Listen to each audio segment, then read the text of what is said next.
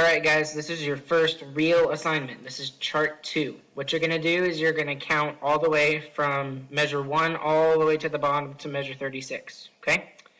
Now what you need to do to complete this assignment is there's two ways to complete this. You can either record a video with a metronome in the background, and I'll show you how to do that in a second, to my email.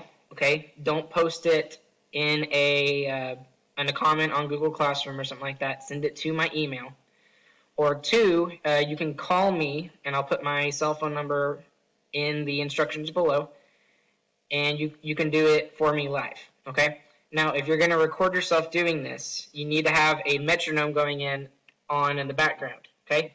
Now, if you can use a metronome on your phone, or you can do this. You can literally type in metronome on Google, and it pulls this up. Okay?